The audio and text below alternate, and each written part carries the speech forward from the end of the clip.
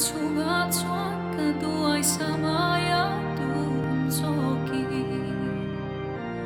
Pulau masom na tinremin santira Katlin lau na fel lau na te Bot siat na zong ko sa chuan sirali Pa ma ngay na ka chan kwa